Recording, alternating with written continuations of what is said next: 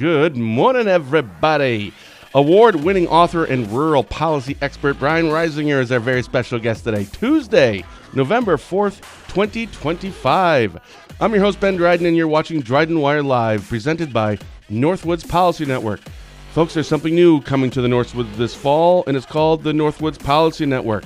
NPN is the premier Northwoods first policy and advocacy organization. They exist not only to educate and offer real solutions for a stronger future, but to make sure those solutions are heard by decision makers.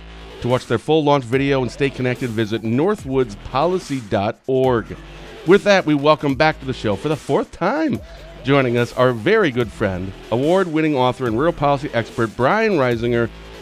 Reisinger, good morning. Welcome back. Hey, man. It's good to be with you. Thanks for having me. I know. Yeah, you were first on, I think, we've known each other for a long time. But I think summer of 2023, then you were on, I think, around Christmas time that year. And then just last year, you were on after you wrote a book. And that went like huge. Man, how is that going? Land rich, cash poor. How's the book sales going? I appreciate it. You know, it's rarefied air to be a repeat of any kind on DrydenWire. I didn't know that it was that rare. So it's an honor. Book has been doing great. It's been... for me, being a farm boy from, the southern part of the state, a little ways south of you guys, but Southwest Wisconsin has, I think, a lot in common with the Northwoods. I never knew if I'd ever get the chance to write a book of any kind, let alone one that was so deeply about my roots and not only farming in Wisconsin, but what's been happening to our disparate farms across the country. And then for the book to do well is honestly a bonus and a blessing, right? I mean, to tell the story was the meaningful thing. And for people to want to pick it up and for me to get the chance to talk about it across the country is just an honor from there. How much work, after you write a book, how much work do you have to put in after you write it? Because I think it's it's almost like a campaign where you put in all this work and it's like one part of the job is just running and everything that goes with a campaign. And then you get the job. And it's like, okay, now you still have to do the work, but it's a different kind of a job now. So obviously you have to write the book and then get it published. But then it doesn't stop. You just don't go, okay, now I'm just going to sit and wait and watch the money come in. How much work goes into the after the book is published? Yeah, that's right. I went on a podcast where a national author said that, you write the book and then it takes 2 to 3 times as much to promote it. And that's about right. I keep busy. I got my day job in our consulting work and I help out on the farm on the side, on the business side, and trying to pitch in on solutions for our farmers. We chart out the future and they throw me in a tractor on my, supposed days off. And on the side of all that, I'm working to keep the book going out there. And it's a lot of work, but it's joyful work. I mean, I'm grateful for the chance to spread the story. So we spend a lot of time talking to media across the country. We spend a lot of time planning events. Spend a lot of time doing things to make sure it's getting in the hands of people who are going to care about it. And so it's busy. It's a lot of work, but I'm grateful again to be able to tell the story. So let's actually back up here. This is your fourth time on, but maybe people don't know that much about you. Maybe this is the first time they've seen you. Give us a quick bio on how you got to where you are right now. Yeah, well, I was the classic misfit farm boy, to put it really bluntly. I grew up on my dad's farm. We were a 50-cow dairy farm in Sauk County, Southwest Wisconsin. And, growing up, I didn't have the talent for cattle and crops that he did. I love my roots. I love where I was from. But I was struggling with the idea of, am I going to be a failing farmer or am I going to be something else? Because I knew I wasn't any good at it, on top of how hard of a life it was. So I pursued a writing career off the farm, went to school in Eau Claire, and then wrote for Wausau, Daily Herald, and down in Janesville and all over the place. And after 10 years in journalism, I got into public policy. I worked on Capitol Hill. And then I came home and I got the chance to work on public policy in Wisconsin and, did that for a number of years. And for the last several years, nearly a decade now, I've been doing consulting on nonpartisan, private sector, bipartisan issues, working on messaging for our clients, and then also working on my own writing. And it was just in the past couple of years here where, after years of trying to get a book published, I finally got a little bit of attention from a publisher and got the chance to do that. And now, of all the twists and turns, I split my time between the family farm there in Wisconsin And of all places, Northern California, a place that a farm boy never expected to find himself. My wife's from Northern California, and she works for radio out here. So it was just being her family. So since my work and writing can be from anywhere, I go back and forth between the Sacramento area and the family farm, where we're still trying to chart the future of where our farm is going to go. As my dad continues farming, and as actually my sister works to take it over. So we're still living out the story. And so, Land Rich Cash Poor, I if I recall, I didn't read the book because you're the first one that told me that you could listen to the book. So I'm like, I'm not going to read a book because I'm stupid. But I listened to it, and it was great because you were the actual, you were the one that was actually narrating the book. It wasn't like AI or somebody else. So it was really bizarre because I've known you for so long. That was crazy. Uh, um, Yeah, I thought they kind of screwed that up. I thought they maybe should have done like Morgan Freeman or Robert Duvall, or that right. probably wasn't in the budget, But it's interesting though. In seriousness, they go through this process of figuring out who should voice it, and they do voice actors for books of all kinds, and they're not all famous actors; they're just professionals. And the reason they asked me to do it, they said, is because of what a personal story it was. So I got in there. I was kind of intimidated, sitting in a studio with a microphone like that, and all kinds of fancy equipment around. And it was something I'd never done before. And they told me just lean into the emotion, read it like you wrote it, And so it was honestly kind of a emotional experience because we tell a lot of stories of, tragic accidents and addiction and economic upheaval, different challenges my family has faced over the decades since the Depression onward, and how that connects with all these issues that have been wiping out our farms. And so it's an emotional book for me. It's emotional writing it, and they told me just lean into that. And so if my voice cracked up at something, they kept that in. And I don't know. They said that the emotion is better to have in there because people know that it's a real and honest story that way. So Yeah. maybe we Uh, got honesty points, if not professional voice points. yeah. Casey says the audio book is a must listen. Appreciated you sharing your raw story because it was. I remember Adam Jarko read it, and I think he even posted something on Facebook after he read it, and it was just like, man, what it was. It was a very emotional. He cried several times through reading the book. Farmers. Right now, first of all, farmers. This is like it has to be the one nonpartisan issue, right? I mean, it's farmers. Everybody yay, Democrats, Republicans, everyone loves farmers. First of all, is that true? Because I would assume that it is. Yeah, it's mostly true. Mostly true. I appreciate what Adam said, and so many others. Whether it's good, solid conservative stalwarts like him, or whether it's people who might have voted for a blue collar Democrat at one time, or whether it's just people who care about where their food comes from, regardless of what their politics are. I have found that the farm issue cuts across all boundaries. Yeah. It's truly a nonpartisan issue. Doesn't mean it doesn't get pulled into politics, and it doesn't mean that people on the left or the right don't have different opinions about farmers or different things. But as far as caring about our farms and caring about the way that affects our food, once you make that connection for people, I've found that people of all different political backgrounds, all different parts of the country, all different walks of life care about it. It's not, enough to solve the problem yet. We need to tell the story, and we need to get people united around what to do. But people do care about farmers, and I have found that people don't necessarily take it through the political lens, which I think is good because you can talk to people about a real and honest story, and then from there we can identify the problems and we can talk about some of the solutions. That's the way to get something done about it, rather than trying to start out with a political argument, whatever the political argument is. So that's what I want to do with the book. I decided I'm going to let the facts take me where they may, and I have found that the people who care about this issue, it's the same way.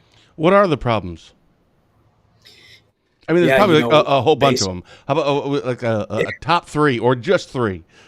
Yeah, totally. Actually, I'm glad you said top three because it breaks down to three neat buckets. There's a million Oh, problems, but they break down into three buckets. So the first is economic crises that we didn't understand how they uniquely affected the farm, whether it's the Depression, the farm crisis in the 1980s that a lot of people in your listenership also lived through, whether it was COVID. These economic crises that hit our farms in unique ways, and we don't understand how it's affecting the farms, and therefore we don't know how it runs through our entire economy and affects our food supply. Second one is governmental decisions, and I'm honest with people about the fact that it's governmental decisions by both parties. The establishment of the Republican Party as well as the Democrats at different points over the decades have done things that made the problem worse, and in many cases I would say didn't really fit with their principles either. There's all kinds of Faustian deals and tough trade-offs that are made in farm policy that I don't think we need to make. And people can be true to their politics and find a way for us to find some bipartisan solutions is what I found as I was investigating this. And then the third big area is technological change. And technology is a double-edged sword. It's good because it moves agriculture forward. It means that we can feed more people with fewer people breaking their backs to do it. But it went so far, and we lost track of making sure that technology was the kind that could be used and afforded on medium and small farms as well as large farms. So a lot of our technology is leaving small farms like we have in Wisconsin behind. So those economic crises, those governmental policies, and those technological forces have all kind of combined over and over, decade after decade. And we've been losing 45,000 farms a year for the past century. And I did a little extra math on this. If we keep losing farms going forward at the same rate that we have in the past, we will lose the rest of our farms in 40 years. I'm 40 now. By the time my little baby girl is my age, we'll lose the rest of the farms in this country if we don't do something to change the pace of loss that's been going on. Now, when you say farms, are you talking like corporate farms? Are you talking family farms? Because we can't just not have farming, right? That produces our food.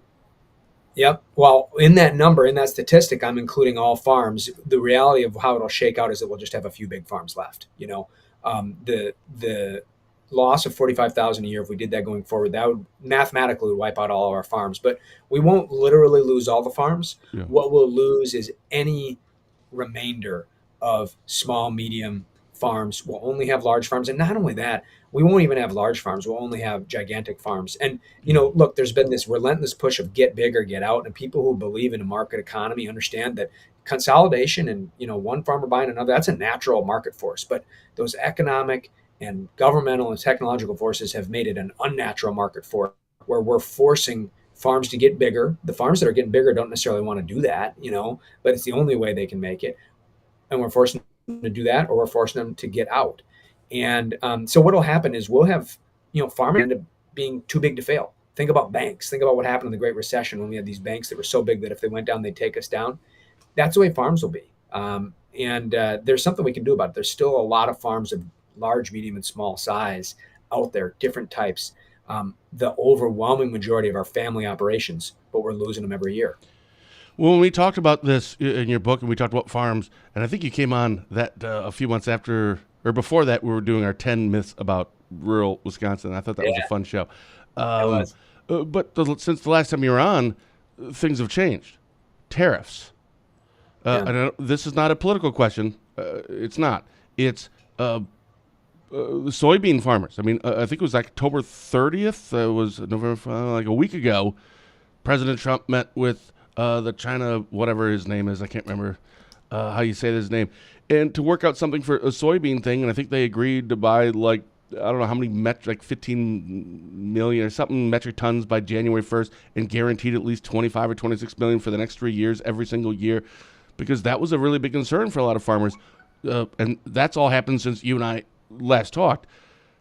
Were you concerned about it at that point when that stuff was happening? You're like, oh my goodness. And again, this isn't I like Trump or I don't like Trump. That's nothing to do with it. It's just simply oh my goodness, this is were you really concerned when those tariffs were coming in and when China was saying that's it? Because they bought like half of the soybeans supply from America, and now they're going to Brazil and went everywhere else. How concerned were you when you saw that? Yeah, the honest answer is that farmers are caught between cross-cutting winds. And so, China snubbing us on soybeans does have an impact, but so do unfair trade practices. So the reality for farmers is going back to the 90s, there have been unfair trade practices, free trade deals that have been ripping farmers off, as well as our workers and others, for decades. And what it means is it opened up more markets, which is a good thing, but it also meant that there were markets with people that weren't being fair with us and that were doing things to drive prices down also, like China. China will buy up a whole bunch of American agriculture products, and then they'll dump those products to push the price down. And that's on top of the cheating on currency manipulation and cheating on trade standards that they do. So the reality is that China is a big buyer, but also screws with the American farmer relentlessly.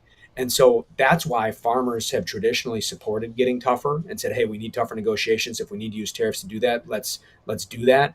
And they say that while hoping that we can do that to bring China to the table, have a tougher negotiation, a more fair trade deal, and not, end up having a trade dispute where China snubs us. And so both is true. farmers want us to get tougher on trade, and farmers also want to make sure that when we're doing that, we're opening markets. So the trade deal with China was a step forward where they're going to be buying the kind of soybeans levels that they have in previous years. And hopefully, because it's been tougher negotiations along the way, we can land it in a way that is less unfair to our farmers and our workers. But in the meantime, there was definitely short-term pain, and there were a lot of farmers who, they knew that this was going to be the case, but they had to sell their soybeans before that deal was made, because when soybeans are harvested, you got to do it at a certain moisture level, right? And so, like for example, our farm, we grow traditional crops, soybeans, corn, stuff like that. But we're also raising, beef for consumers. We're also raising pasture-raised chickens. We're doing things to try to get into the new food economy. So we're transitioning from that traditional farm into a diversified farm. But we still have to grow soybeans on some level because it's what we have the equipment to do. There's some income there. It's just not enough. And so, a lot of farms end up having to sell their soybeans before that trade deal was struck just because of the way the weather was going. So there was definitely pain there. And I think there's also a hope that maybe that pain can lead to China doing, a finalized agreement on this deal that can mean more fair trade practices in the future. There's not an easy answer for our farmers, is the honest truth, in either direction. Now, when you drive around, because you spend your time now between Wisconsin and in California, do you see a lot of essentially solar farms, and are you concerned about that? That's an issue that's out there that farmers have been working through dealing with. My view of that, and I've done some work on rural development issues and stuff, and I'll just say that my view of what a farmer does with their land, whether they do solar on it or any other thing on it, is kind of their choice. The deeper dilemma that I see is, we talk about the land rich, cash poor dilemma. And the land rich part is right, that the property values of the land is going up, up, up. And the cash poor part is that you can't hardly afford to make a living on the land farming. The deeper problem there is not the land rich part. It isn't bad for farmers to have land that's worth something. It allows them to take out a loan at the bank. It allows them to have equity to be able to afford their business when things are tough year after year. The problem is the cash poor part. The problem is that there isn't new entrepreneur opportunity out there for our farmers. And so the reality is that, we can talk about what they should or shouldn't be doing with their land, but they wouldn't be in tough dilemmas making hard choices about what to do if they had new entrepreneurial opportunity in this country. And there's things we can do to create that opportunity. That's the real problem. When you say new entrepreneurship, what do you mean by that? Because when I hear that, I think so. A lot of people, especially in our area, myself included, my brother, we grew up here. We grew up surrounded by farms, 4 miles out of a small town of 1,200 people. We loved it here, but then when we graduated, we moved away. We go to the cities, we go to Eau Claire, we go to other places, and then we always end up coming back. Not always, but we end up coming back to because we loved it up here. This is where you want to raise a family. It's rural Wisconsin, and it's the Northwoods. This is like the greatest place on the planet. So we want to do that. But when I came back, I started DrydenWire. When my brother came back, he started his businesses. When you said the entrepreneurial part of it, does that tie into the how many people move back home and say, you know what I want to do? I want to start a farm. Like, does anybody start a farm anymore? And is that even a thing? Or because isn't this kind of passed down for family farm generation to generation, and that's what they do? But who goes just decides I'm going to start a farm? Yeah, absolutely. Well, part of it is solving these economic dilemmas so that the families that own the land that are selling it from the parent generation to the successor generation can afford to do it. That's one of the problems, is that we've got a lot of farms that are existing family businesses, existing small businesses, but there isn't new entrepreneur opportunity for them.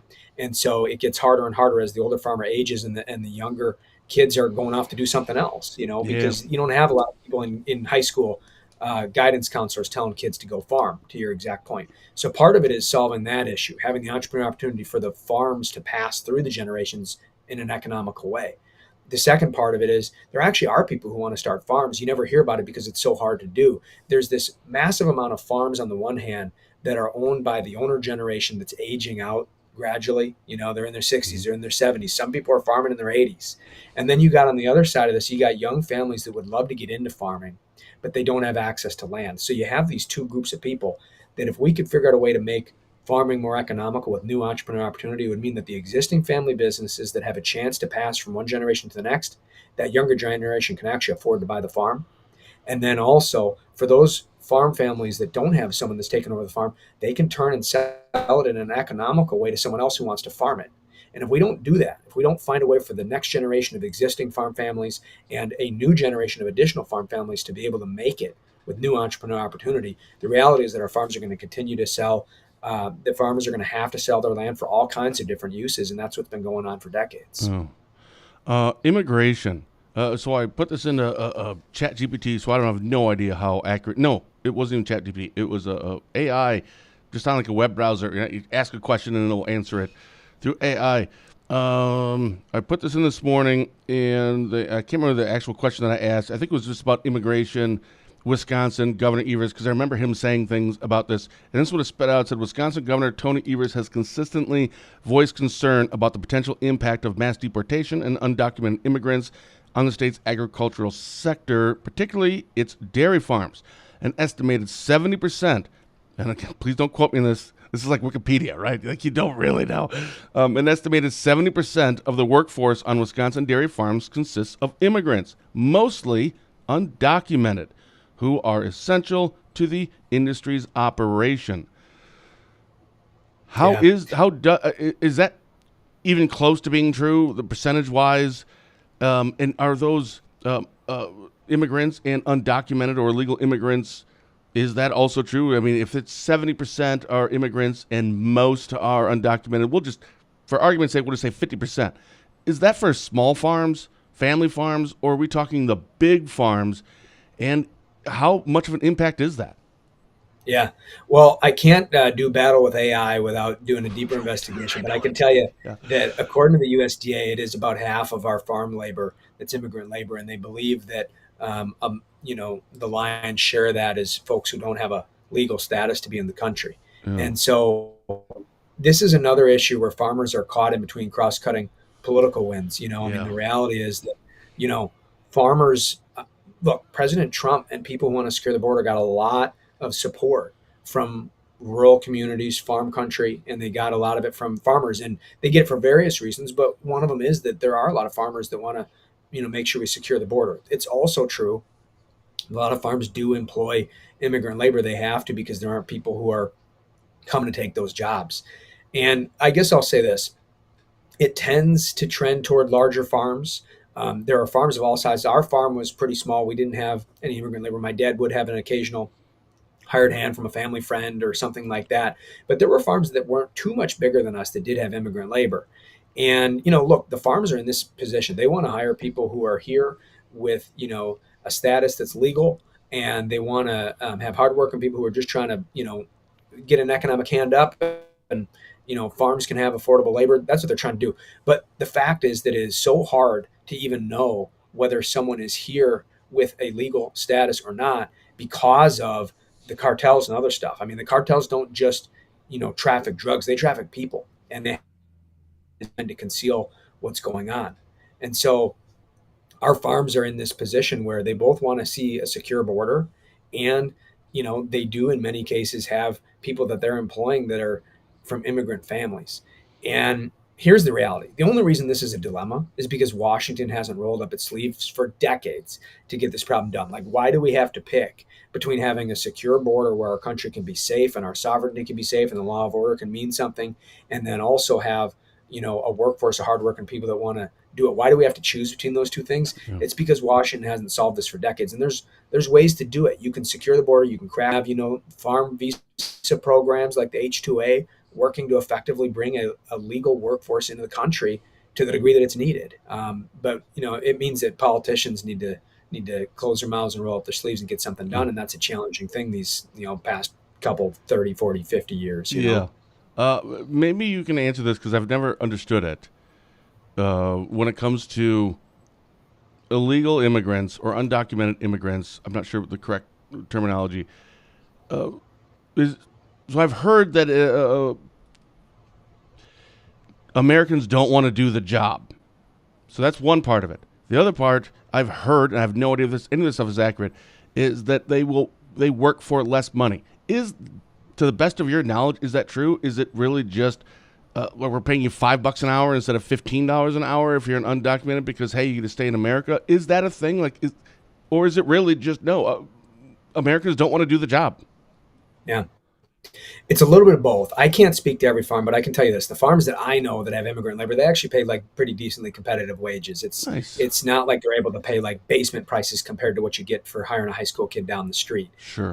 The reality just is that like farm wages aren't that high. Farms can't afford that much. They're small businesses. They're getting wiped out. To the point of our earlier conversation, it's not like it's an area where it's flush with cash, right? So the wages are a little lower than some other industries, but I mean, relatively speaking, I mean, there are certainly, farms out there that are outside the norm, but the farms that I know, they're trying to pay a fair wage to people, whatever their background is, Yeah. right? But the issue is, you touch on the economics of it. I'm glad you did, because here's the deeper issue: that relentless push toward get big or get out that we talked about, that's wiping out farms for decades now. That's the same thing that is putting us in this immigration dilemma. In addition to Washington not rolling up its sleeves and figuring out how to secure the border and deal with all this stuff, the reality is that our farms being on this relentless push toward get bigger, get out means fewer and fewer farms, bigger and bigger farms, and lower wages. That's the economic pressure, is just to get bigger and have lower and lower wages. That's not the farmer's choice. That's the situation that our economics put them in, and everybody's facing that squeeze. If we change things, so the new food economy, people who care about making America healthy again, and people from all different walks of life who care about the food they put in their bodies, if we have a new food economy born, the kind of thing that can create the entrepreneur opportunity for our family farms that I'm talking about. Well, now we can have small independent businesses that are growing again with rising wages. That's how you create rising wages. You have small businesses, whether it's farms or others, that are being started, that are growing, that are finding success, that have new opportunity. That's how you create rising wages. If you want to push wages down, hammer an industry where they're losing 45,000 businesses a year and push them to create more and more of something for cheaper and cheaper. And that's how you get these low wages. So we can solve this by solving the deeper issue that our farms are facing as well. So how do you get that message to the people who make those decisions? Well, the good news is that there's a lot of people who I think the light bulb is going off. And what I try to say to people is I say, look, if you're from a rural area and maybe you are from a more Republican or conservative background, you probably have a pretty good view and understanding of what the problems are on the ground. You know what's happening on our farms and in our rural communities. The people who are from urban areas, and they may or may not vote more often for Democrats, et cetera, they know that their food prices are going up. They know that their food is less healthy. They have a fear out there, maybe a vague one, that the food supply is less secure.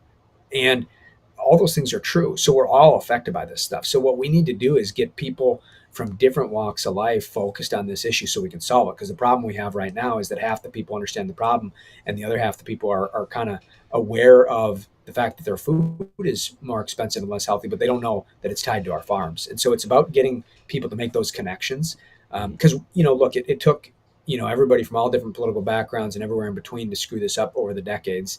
And I think the government's involvement has had a big role in that. And so it's going to take, people from all kinds of different walks of life for us to be able to fix this in a way that's lasting, to actually make some big changes, deep changes that are going to allow farms to move forward in our market economy with new opportunity on the horizon. How much of an impact has the shutdown had on farmers in America? It's had a big impact. Look, while there's all this political squabbling going on over whatever the issue is that drove the shutdown, the reality is that farmers have been impacted in a variety of ways. Now, first of all, I got to say that, most farmers I know, they just want to make a buck growing something out of the ground that they can sell to someone. Yeah. They don't like how much the government is involved in it.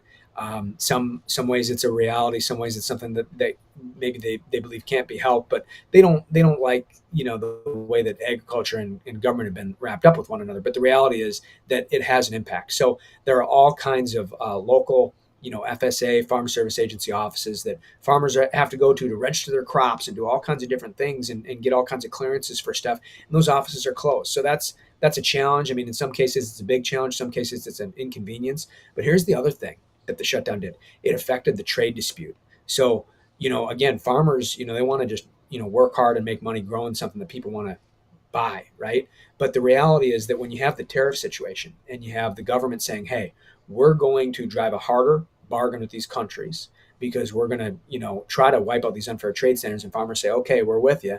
When the government does that and says there could be trade disputes, there could be pain in the short term, it's appropriate in that scenario for some of that tariff revenue that's coming in to go toward folks who are affected by it, right? The government is saying we're going to take this step that's going to cause this economic harm. That tariff revenue coming in, we're going to use that to support some of the farmers that are facing the challenges because of the China snub of soybeans or any other trade dispute. Well, the government shutdown completely halted all that stuff. Now, the Trump administration has been working to release some of the money. They've worked to release about $3 billion of the money that's in categories that they can do on their own without Congress. But they have a much broader package that has much more robust support from that tariff revenue that they wanted to get through and pass. And whether you like, rightward politics or leftward politics or whatever, the idea that this is all getting held up and we're not having this debate because the government is shut down, that's a real problem, because we should be figuring out whether the Trump administration is right to steer some of this tariff revenue toward farms or whether we should have another solution. Whatever the solution ought to be, we're not even talking about it. And meantime, farmers are getting hit by the trade dispute. And, the government is kind of sitting on its hands during the shutdown. Well, when it comes to the government aspect of it, I think you kind of touched on this. I know, like here in rural northern Wisconsin, we look at some of the issues that we're facing, but it all, as you know very well, it all kind of ties together. Housing is a thing. Well, why is housing such an issue? Well, it all goes back to then look at zoning regulations. It doesn't make it really attractive if we have all these zoning regulations. If you look across zoning ordinances for your counties in Wisconsin, it's ridiculous. Like 80% of that should just be gone. But it makes it more difficult, so therefore it's not very attractive for people to developers to come in and do it. Then you throw in the permitting. You were just kind of touching on that a little bit, not specifically the permitting, but the having to go through this, and sometimes it's 6 months to a year before you get things. So that creates a problem. It's not very attractive for a developer to come in and build. So then we're going to go somewhere else. Well, but you needed that so you can get housing, because you can't have a new business or manufacturing place come in and start a business with 50 to 100 employees. Where are they going to actually live? So we can't do that either. Like, it all kind of ties together, and that's just like the tip of the iceberg, right? So is that applicable to farms as well, where tie this all together for us? Yeah, it is. Look, what's happening on our farms affects, as I mentioned, the price of the food, the health of the food, security of the food for everybody. But it also affects our communities everywhere in between, from farm country all the way up to the city. And the way that it affects it is our economy in Wisconsin, and in a lot of different states across the country, big ag states, but also other states, were built first by the farms. Farming is one of the first economic building blocks that we had. And so when the farms are doing well, then we had small towns sprouting up. And it was true also of logging and other stuff, right? I mean, you guys know about the impact on what's happened with our logging industry, what's happened with our paper industry. But, basically the use of our resources, farming, logging, ranching, fishing if you're out on the coast or by a one of the Great Lakes where you can do some serious fishing. And, all these communities sprouted up because of those natural resource opportunities. And then they grew into towns, and then we had manufacturing and other jobs. Well, here's what's happened since. What's happened since is we began losing our farms at 45,000 a year for the past century. I can tell you that ranches and logging operations and, fishermen, anybody who work with their hands and their back to try to use our resources to feed and build this country, mining is another one. All these industries have suffered, and what happens is it roars through the rural communities, right? And as that happens and our economy moves from rural to urban, we start having shrinking towns. It's true where I'm from. It's true up in your neck of the woods too. And it just ripples all throughout. And it causes so much economic pain. The hollowing out of rural America is, devastating rural America, but it's also having an impact for everybody else. Yeah. When we talk to people, and when I listen to people, and it's certainly on social media, which is, always entertaining, pick any topic, like how do we help daycare, because that's a problem right now. Daycare in Wisconsin. Well, more money. We want more money. Pick anything. Education needs more money, even though we have declining enrollment, etc. But the answer is always more money. I feel like we need to start reimagining, because what was working before isn't necessarily working now. So let's be innovative and figure out how we can find a way to solve this without that. So what is, from a money standpoint, and again, I wasn't picking on those two. It's just those are two examples of everything that it's always just more money. Yep. What are farmers Yep. asking for right now? What does a farmer in Wisconsin say? And I'm assuming it's going to be money in some way, shape, or form. But if not, what is it? What are farmers asking for right now? Well, farmers, like a lot of people, are forced into sort of this issue of like, well, are you going to take support from a government program, or have nothing? You Yeah. know what I mean? That's kind of the situation there, because there Yep. isn't this new entrepreneur opportunity. The reality is that deeper reforms can do something better than a new government program can. We've had government programs getting piled one on top of the other for the better part of what would it be, 70 years, more than 70 years. Beyond that, actually, like if you go back to the Depression, which is when it really started in a big way. And we've been piling programs on top of one another. We don't know which ones are working. We don't know which ones are contradictory. And we don't know which ones are prone to favoritism and abuse. And so that's a reason why taxpayers can say, "Where's my money going?" And family farms can say, "Where's that support that was supposed to be out there?" Yeah. So the better thing to do is deeper reform. We need an innovation revolution in this country. We need Yes. new technology that is moving agriculture forward in a way that moves all of our farms forward. That means getting into something called scale neutral technology, which is to say it's technology that can work and is affordable for small and medium sized farms as well as large farms. Innovation has been leaving our family farms behind for decades. We need to do that. We need to make sure that we're going to have fair markets internationally and domestically, where the little guy, the small business owner, whether they're a farmer or any other kind of mom and pop shop, have a fair shake in our economy. And we need to continue the steps toward a new food economy that our consumers have been taking for a long time. Think about this. We can't all get all of our food from a farmer's market, particularly when it gets cold in the wintertime. It's hard to find fresh produce late November when the snow is on the ground during deer hunting, right? Yeah. But we can't do that all the time. But everybody has a way that they can take a step in that direction. When it's seasonally appropriate, stop and buy a farmer's market to get some of your produce in addition to how you usually get it. Go to grocery stores that are willing to carry local goods. A lot of them are willing to carry local goods if they know people will buy it. Buy from the butcher shop down the road. Try to buy half a beef from a farmer down the road. Access all the online marketplaces out there that connect farmers with consumers. If everybody in this country took a half step toward the farmer, we can't all buy our food that way, but if everybody bought some of their food that way, it would revolutionize our food economy. The amount of demand for what family farmers are growing would skyrocket, and they'd be able to make a better living. And a lot of those farms that are stuck growing other traditional row crops where you can't really make a lot of money and you're hostage to foreign countries, those farms can begin growing more food too.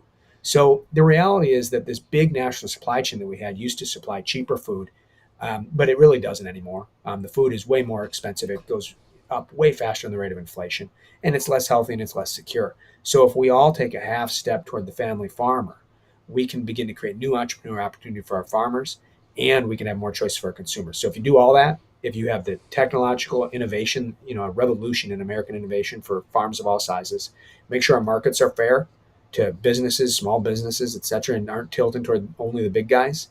And if we have people moving toward the farmer in terms of the way we buy our food, those are the kinds of things that can change and revolutionize our economy, help farmers find a way forward, and get more healthy, affordable food on the tables of every American dinner table.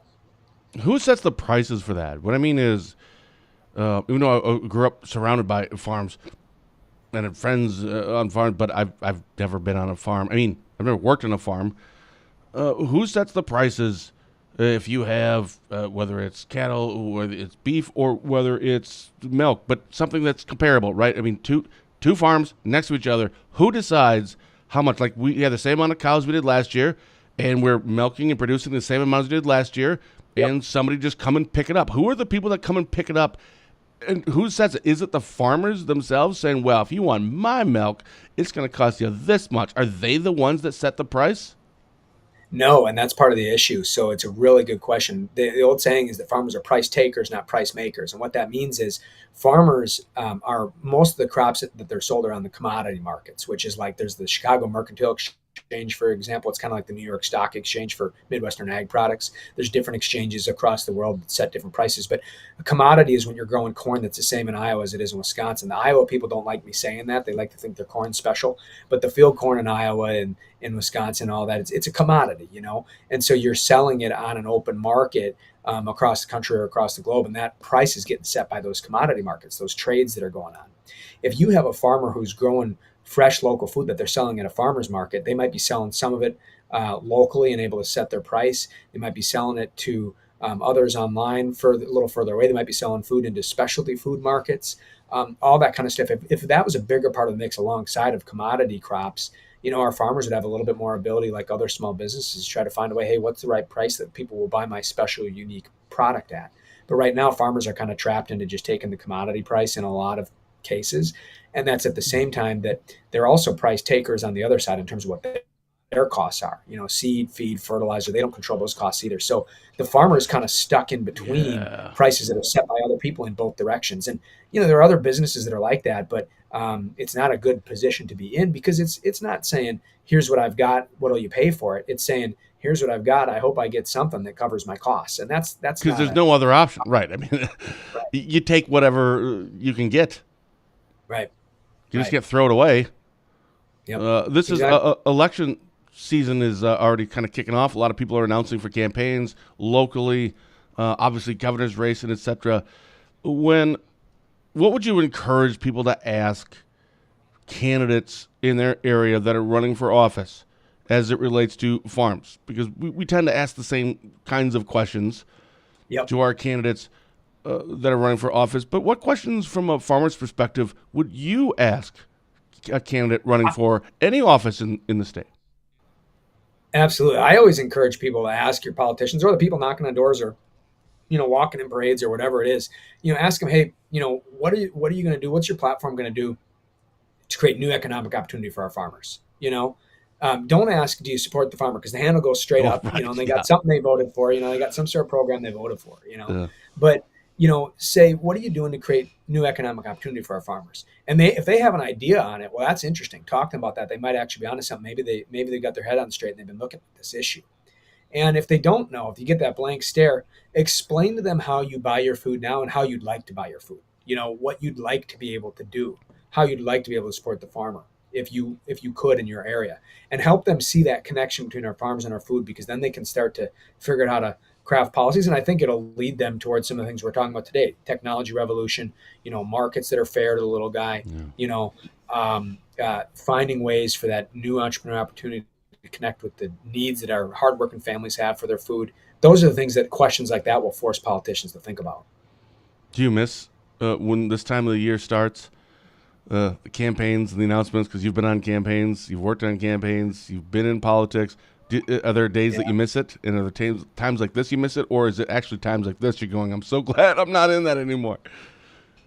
man, I know we're getting up on time. I could torture myself in front of everybody about this for a long time. The reality is that I you always have the bug. I mean, for me, the reason I got into it, is a chance to continue my writing career, get out of journalism, and get into something else and try something new. But it was a chance to try to fight for where I was from. And so there's a thrill in fighting for, something you think can help people who are from where you're from. And that's what got me into it. And that's, anybody who's worked in it, I think for the most part, they have some kind of it running through their blood, and everybody's kind of in campaign rehab a little bit once you've gotten out of it, for that reason, because Yeah, there's just yeah, nothing like that adrenaline rush, yeah, of getting in yeah. the arena and trying to fight for something you think, especially if it's something you think can help people like where you're from, which is what I was trying to do. Now that said, it's punishing on your life. It's so hard to have a family. I'm still working quite a lot with our consulting work, and then my writing on the side as an additional business that I'm keeping busy, and I don't have any more time than I used to. But the campaigns can be so crushing in terms of not only the time they take, but what it puts you through and what it requires of you on a Sunday night at 9 p.m. When you'd like to be, making sure your little girl is sleeping soundly by then. Yeah. And It is a so, little soul sucking. Just saying, just a yeah, it little is. So bit. I miss it, but I'm glad to not be in the day to day of it anymore. And I also like being able to speak in an independent fashion about these issues that cut across all kinds of political boundaries. So I'm grateful for that opportunity to do that. All right. We have a question here, and then we can wrap this up. This is from Emily, or our good friend Emily Gall. Does the free market actually apply to farmers? That's my core question from this discussion. It doesn't, like it should. And what I mean by that is we do have a lot of government programs and requirements and subsidies and different things that are in place. And whether they were well intentioned or not, they impact the economic incentives that farmers have to do what they're doing. And so it changes everything. And as I mentioned, those programs, whether you like them or not, we could argue about every single program. We could say, this is a good one, this is a bad one.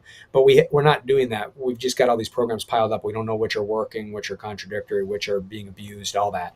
So the reality is that is the world that farmers operate in. However, the farmer doesn't sit here every day thinking, oh, how can I just, let the government take care of me? The farmer is trying to figure out, how can I grow something that can make enough money for my farm to continue to make it? And the government programs have not prevented our farms from disappearing. So farmers the free market has been impacted in huge ways by government programs that change the incentives farmers face. But farmers are still trying to say, hey, if I plant this in the spring, can I make enough money on it in the fall to keep my farm operating for the next year, for the next month, for the next generation? So there's reforms that we can take that can mean that, whatever level of government is needed is appropriate and allows farmers to make decisions that are based on what's going on in the market.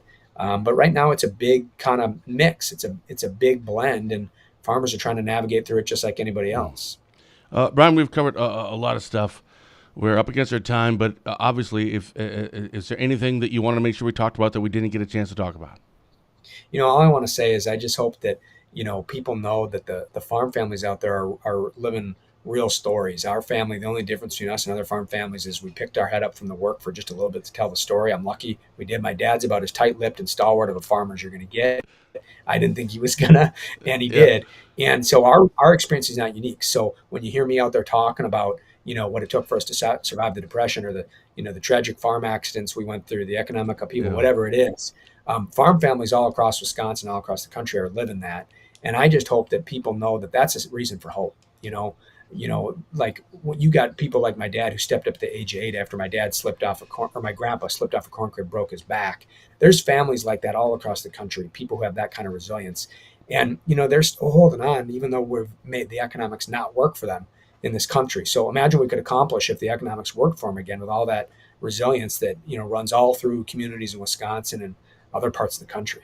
I know that that was one of my favorite parts about the book, or something I resonated with, was your stories and talking about your father and hearing about him. Because, our dads, like you and I, that generation, those dads, they don't make those anymore, right?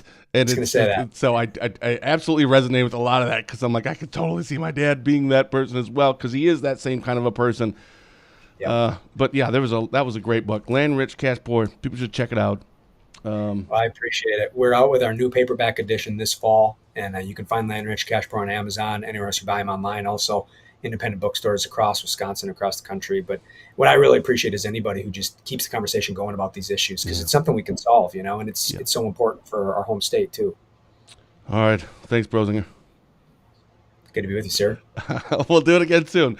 A special thank you to award-winning author and rural policy expert Brian Reisinger for taking the time to come on for a chat today. I'll see you all back here this Thursday, November 6th at 8:30 a.m. when North of 8 Design and Marketing founder, speaking of, Emily Gall, will join me once again for our latest episode of That's Debatable. So until then, for DrydenWire.com, I'm Ben Dryden saying thank you for watching, and as always, have a blessed day.